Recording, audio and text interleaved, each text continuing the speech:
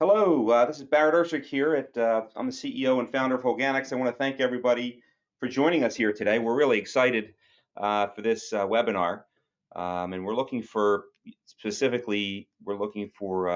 dealers, the entrepreneurial farmer, or somebody that's part of the farming community that's entrepreneurial, that's looking to add incremental revenue to their growing operation or to their business by adding a Holganix dealership and helping us connect to your community and serve your community, helping improve profit per acre, soil health, and plant health. So that's what this webinar is all about. So thank you so much for being inquisitive and looking to learn more about this opportunity and seeing if it's right for you. Before we get started, I just want to make sure you're aware of a couple things. One is we're gonna go through the presentation. We've got a lot of people on the call here, so we're gonna do Q&A at the end. So if you there's a chat box as part of the webinar. If you can just type in your questions, then we'll be able to sort through those questions at the end and answer them to you, answer them for you, I should say. And then also, if this opportunity sounds compelling to you to look into to more information about being a farmer dealer and helping to revolutionize the way the world grows with our microbial products within your community, then you can click on the link in the chat box, and it will take you to a way that you can schedule a one-on-one meeting with Dave Stark and I to explore this opportunity in more detail, to see if it's the right fit between us and you, and see if this is the kind of business opportunity you'd like to participate in. It's an exciting business opportunity. Our year one farmers can make anywhere from $5,000 to $50,000 in incremental revenue, and long term, we think it's could be a six-figure opportunity for the right farmer dealer. And so just be keeping that in the back of your mind as we go through this presentation. So just very quickly to introduce myself, my name is Barrett Ursick. Again, I'm the founder, CEO of Holganix. I'm a serial entrepreneur. I've built and sold two companies in the fertilizer space in my lifetime. I sold one to Scott's, the fertilizer company. I sold another one to KKR, big private equity hedge fund group. And so this is my third startup, and really this is the one that I'm the most excited about. And I say it's a startup. We've been in business for 10 years, so I guess it isn't really a startup anymore, but it is a company that I started from the ground up. David Stark came on and joined us about 6 years ago to really run our agricultural division. Dave, you want to just give a quick bio on? Oh, we lost sound. Okay. We lost sound. Can you hear? Dave, can you hear me? Okay, what am I going to do here if we lost sound? How do we know? Okay, now you're.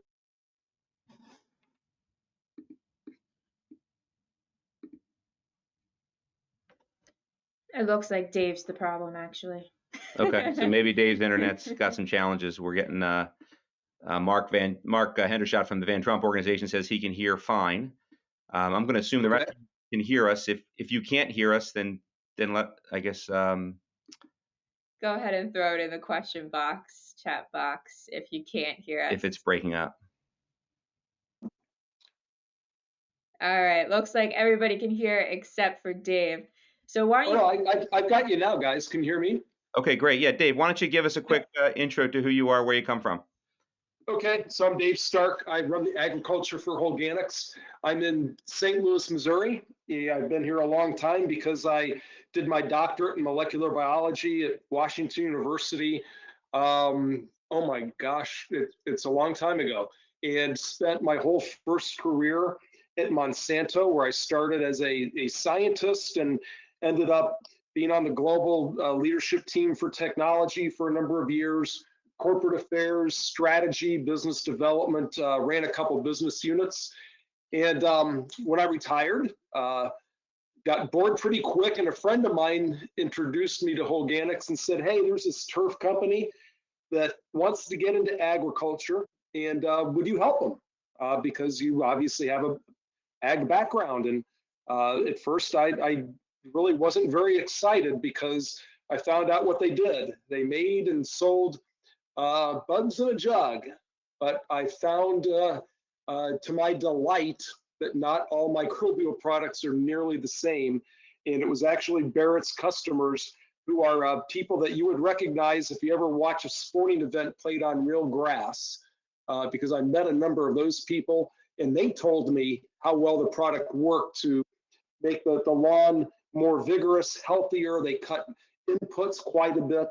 And in that time, which was almost 6 years ago now, I've learned quite a bit about soil science. And it is more, by the way, than Roundup Ready and no-till. That's kind of a joke given my background. It's a lot more.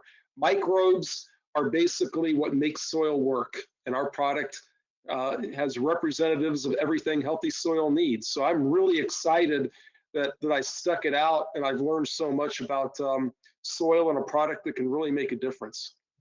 Okay, great. Thanks, Dave. So now you know a little bit about me. You know a little bit about Dave.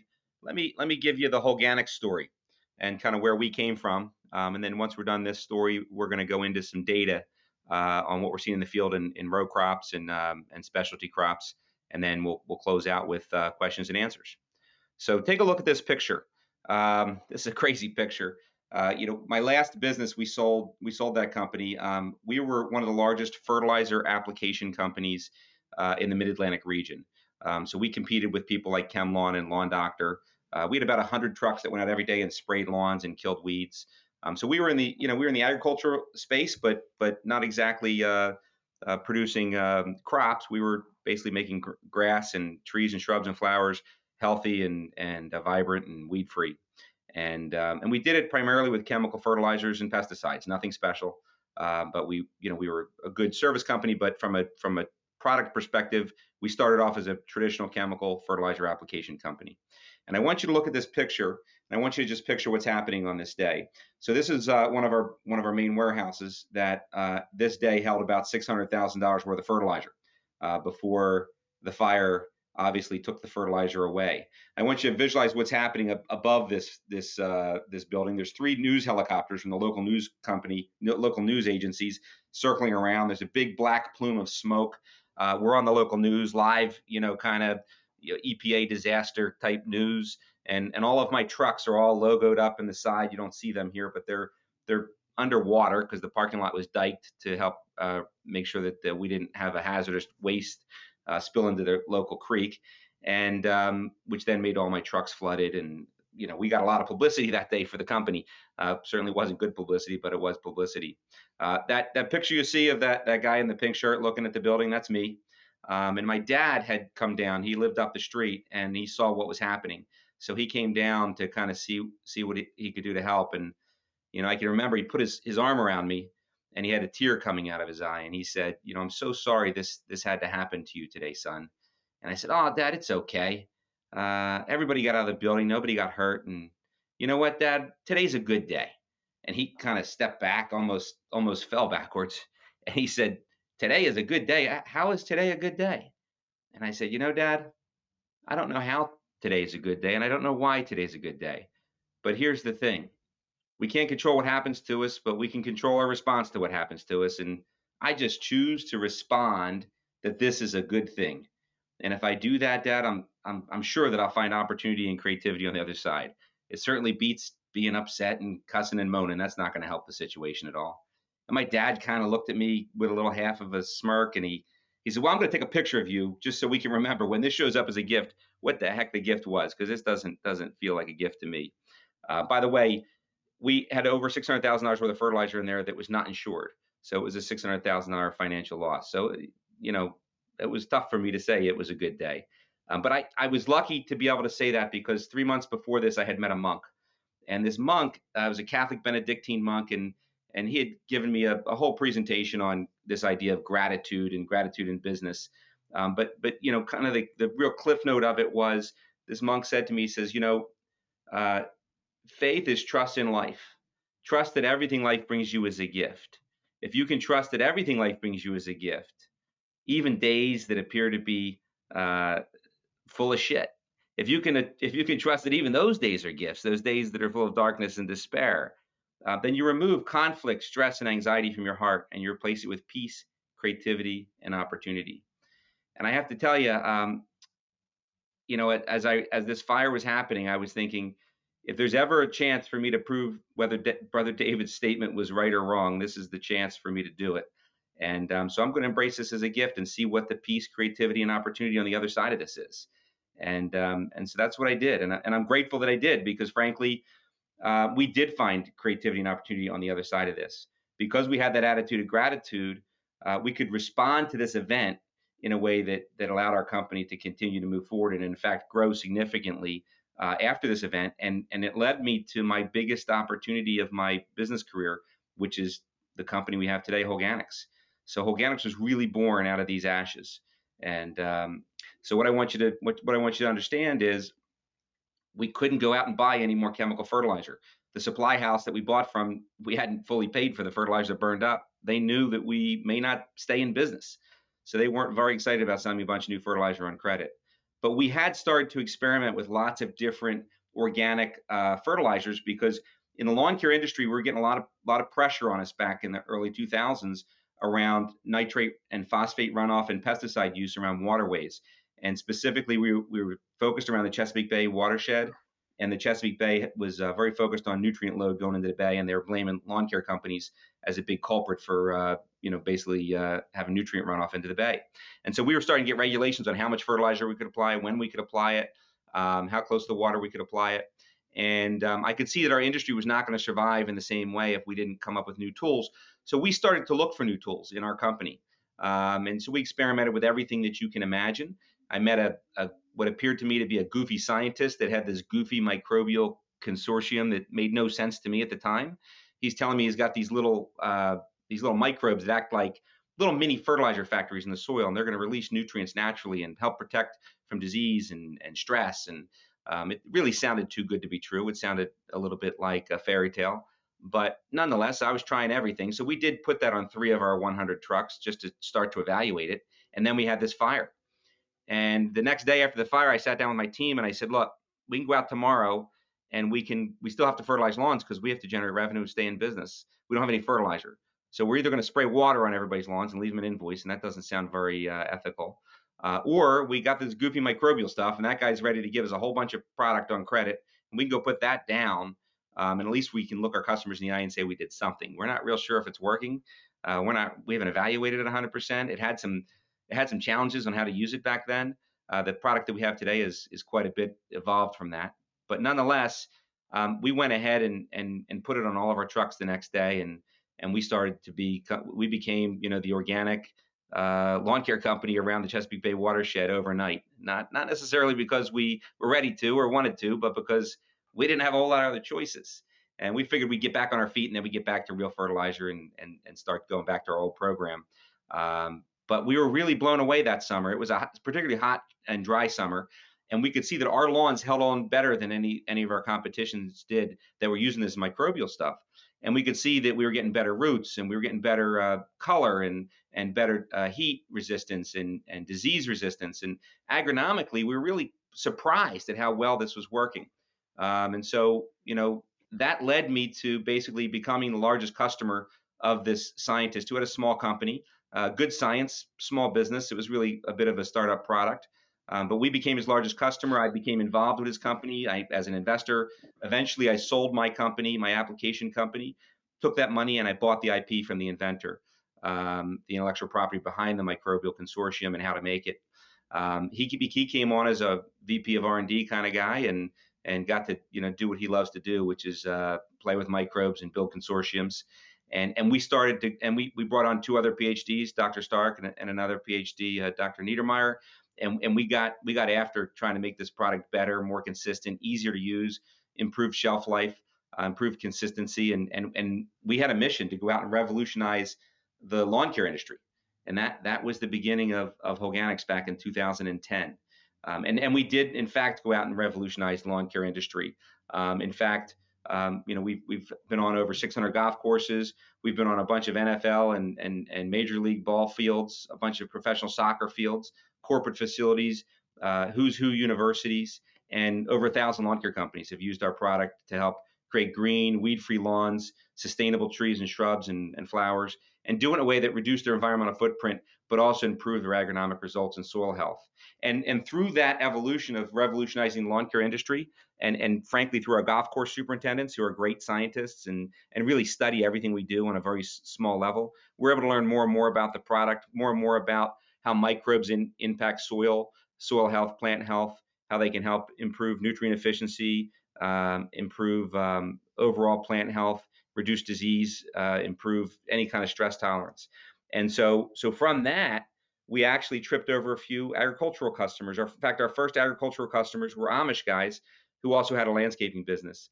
And where we really started to get picked up is we won a local competition. One of our Amish guys won a local agronomy competition to grow the biggest watermelon. He got written up in the local Gazette, and next thing you know, I'm literally standing on soapboxes in Amish farms, in Amish barns, talking about how we can use microbes to help improve soil health and plant health.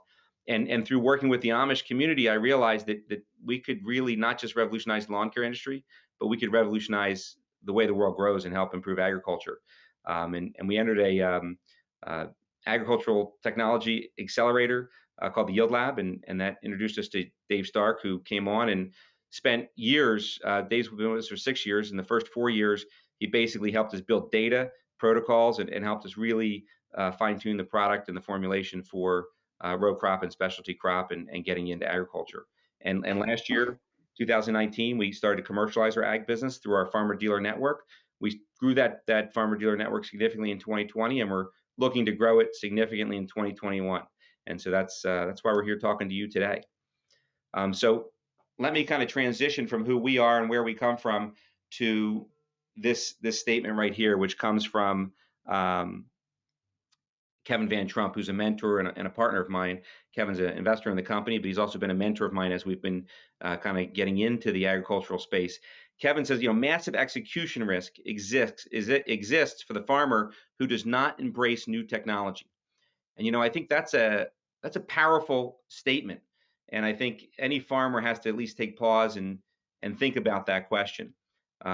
It leads me to a second question, if I was a farmer, which would be, there's massive execution risk if we don't embrace new technology, but there's so much technology hitting us on the farm. How do we possibly evaluate what technology to go out and use, and which technology? If we try them all, we're going to go out of business with options.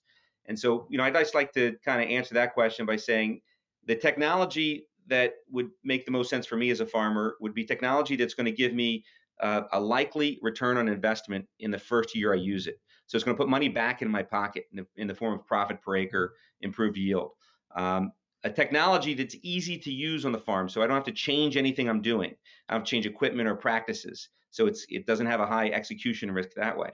Or a technology that has a low cost, so there's not a big financial risk.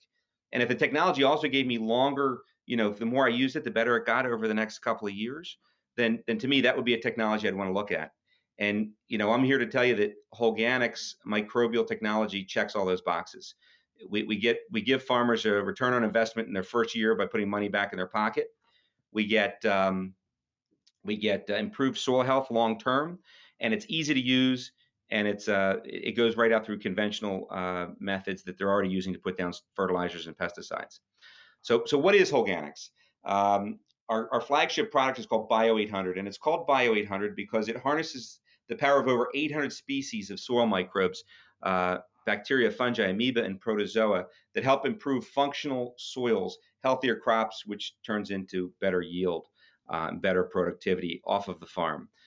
If you look at, there's a lot of microbial products out there, and there's a lot of new innovation in microbial products. What makes us different than any other one that I think you've looked at comes down to biodiversity. That over 800 species, it's a system approach to improving healthy soil. If you look at most other microbial products, they're going to be one species of microbe, maybe 6. They're never more than 10, let alone 800. So it's that our ability to stack, stabilize, and concentrate large consortium of microbes really helps us stand apart from the competition. What our typical row crop farmers see on a return on investment is a 3 to 5 times return on investment. So spend $9, $10 an acre on our product and get 30 to 50, sometimes even over $100 in yield. We get significantly improved rooting, better soil health, better plant health. It's going to do well in any stressful condition. As I said before, currently we've got 28 farmer dealers in the U.S. and Canada. We're looking to add, a limited number this year. We're looking to add around 20 this year. So if this is the right opportunity for you, again, sign up by clicking that link, or we'll send you an email afterwards, and we'd love to have a one-on-one meeting with you. We've got 12 professional sports teams, 20 universities, and 600 golf courses, in addition to 1,000 lawn care companies. So we've been out there using this product for quite some time. We know what it does. We know how it works, and we're ready to really attack the agricultural community and help improve yield and soil health. If you look at how we're using the product in row crop, it goes down at a half gallon an acre, and we typically see a 6 to 11 bushel per acre increase with better root mass, better ears, and thicker stalks. This would be in corn. Dave, why don't you take over from here, and I'll advance the slides, and you can go through some of the data. Okay, great. So thanks, Barrett. So first of all, I'm going to show people, I'm showing you this data not to try to sell you, not to try to talk about how the product works and all the different ways to use it, because if you become a grower dealer, we're going to go through all that, and I will always be a resource for you on those topics. Instead, I'm trying to give you a feel, just a quick snapshot of the kind of data that we have that we put together through Katie in a marketing program for you. So you actually will have a booklet that you can share with prospective customers. Most of what you're going to see, if it's a photograph, it came to us generally unsolicited from a customer. So we have a lot of customer photos. They're almost always going to show things like this: differences in root mass, differences in ears. As you can see here, there's the control on the left. You can tell that was a really rough year. This actually came from a grower dealer in 2019, where he had way too much water. And you can see the difference Holganix made. It made a crop that was very disappointing a lot better in this case. But again, you can see the root responses and such, especially early, which is why when Barrett says our rate on row crops is a half a gallon an acre at planting, we want it at planting or as close to planting as practical, because we get such an early boost in root mass. So here's another picture. By the way, you can see in the captions where the photo comes from. Actually, yeah, don't go too fast. So we've got pictures from Kansas to the Dakotas, over to Illinois, Indiana, Missouri, so even some out to California, Ontario, Canada. So different soil types, very different soil types, and the product basically getting pretty similar response on, what I like to say, some of the best corn ground God created in the ice states, to some pretty rough ground in states that are not the ice states. So that's really why I'm showing you these pictures. So if we go to the next one, and yes, we also have third-party research data, and these are examples here. Again, different soil types: Western Missouri, North Central Illinois, pretty close to Champaign-Urbana, where you can see the kinds of yield increases that we get. So we have third-party data too, of course. So that's the corn. Some of the things, if you get the Van Trump report, they actually run from in the part of the report that's called From the Field, and this came from a Van Trump report a few months ago, and the picture was rearranged to fit the slide, but you can see what the grower says, that the milo there, it's not on the bottom, it's on the left. That's his neighbors that got hit with rain and a little hail and high wind, and the guy who used Holganix there at the top, he said everything was the same. Soil's the same, all the inputs the same, planted the same day. It's not a surprise, because stronger roots, stronger plants stand up better to what gets thrown at them. Okay, next slide. So soybeans, I'm going to give you again the same kind of flavor. So next slide. This was actually a seed company wanted to check us out, and so they went to one of our grower dealers in Indiana, and they went out and they dug some plants, the control on the left and treated on the right. This is their photo, and you can see how the dirt has clumped because there's so much more rooting in the soybeans treated with the Bio 800 Plus. Not just roots, but the root hairs and such that the soil clings to. If we go to the next slide, this is a picture that a grower in Kansas sent us, and he did this through his drone. And of course, he's showing basically vigor, vegetative index, where green is good and red and yellow is not. And you can see his handwritten notes on there on where Holganix was used on his farm and where his neighbors did not use it. And the next slide, in beans, this is North Dakota, the lower left, the taproot actually penetrates the hard pan. We have some customers that are organic, and that's what the upper left corner is. Those are organic beans. You can see the difference in the root nodules and the pods. Again, we have a whole catalog of pictures like this that come from customers. And the next slide, and of course, third-party data. And the next slide,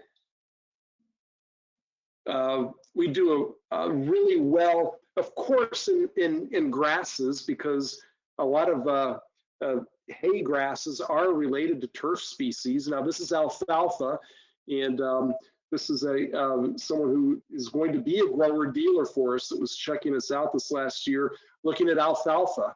And the gentleman's daughter, whose hand is there, is an agronomist, and she put us to quite the test. And you can see what they say about how well the alfalfa responded. And they basically applied a week after every cutting, and never saw a drop off in alfalfa yield, which is incredible. Wheat, again, same kind of deal. This is Kansas. The small plants on the right are from the fall. He did a fall only application on winter wheat, and the plants on the left are from the same field in the spring, right before harvest. And he said he had 17 seed rows in the treated versus 13 in the check, 12 to 18 bushels more. And the next slide, again, third-party data. This is a huge study, 37 locations, 5,000 cumulative acres, and again, just phenomenal data. When I was at Monsanto, data like this, we would be popping the champagne cork. This is fantastic to have percent wins like this versus check. And then the next, I think, so I hope what I gave you was a feel for when you're going out representing us, and of course yourself, we're with you. We've got data, we've got grower experience, and in my experience in agriculture, that's some of the most credible sources of information is your neighbor down the road, especially someone that people respect, that they do things well. So we're with you. We put all this together for you. I'm always available, like I said, to explain how the product works, how to use it, and go through data. So with that, Barrett, I think I'll turn it back to you. Yeah. Okay, Dave, why don't you just, very briefly, I kind of highlighted it when I started the presentation, but give us your perspective on biodiversity and soil health and our microbial compared to other microbials, since you've been around all Monsanto and everything else. Yeah, actually, thanks for asking, because that's why our product is different.